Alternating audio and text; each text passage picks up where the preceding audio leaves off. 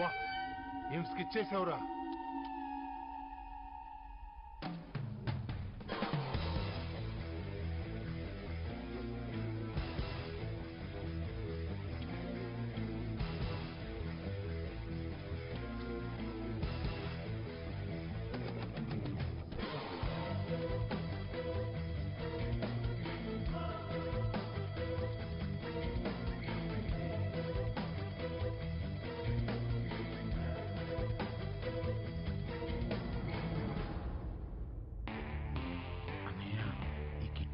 Mafia background ఉన్నట్టుందని.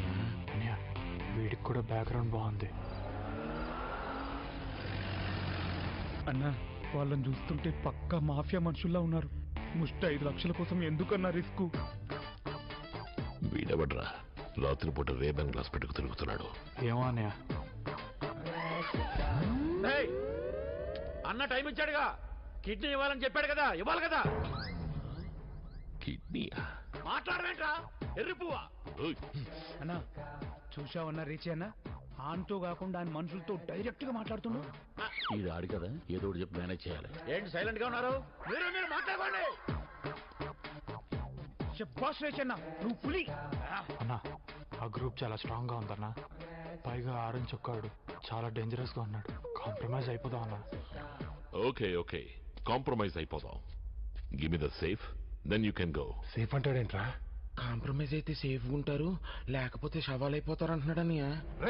మరి నా 5 లక్షలు? 5 లక్షలు అంటాడేంట్రా?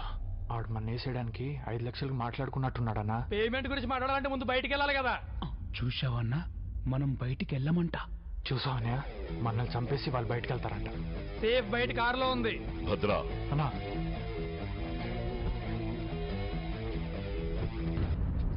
కారు ఎక్కలేదంటన్నా. ఈ అబ్బా, కార్ తీసుకురామంటే ఎగేసుకొని వెళ్ళిపోవడమేనా? ఎక్కడ లేదు చూసుకోవా?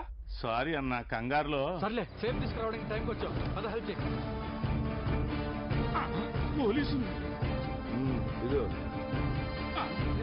వచ్చా? ఇదేనంటారా మీ అడ్డా? ఆ అమ్మాయిని ఇక్కడే దాచారా? ఊరుకోండి సార్, ఇక్కడ కాదు కదా, ఈ చుట్టుపక్కల ఎప్పుడు రాలేదు సార్. నేనా కావంటే ఆ పేదంకంతా కాల్చి చంపేయండి సార్. ఇలా అనుమానంతో అవమానించమాకండి సార్. ఏంట్రా నోరు లేస్తుంది? పదా. అన్నా అన్నా, మళ్ళీ ఏమైంది? వీడి సేఫ్టీ కోసం పోలీసులను కూడా తీసుకొచ్చాడు.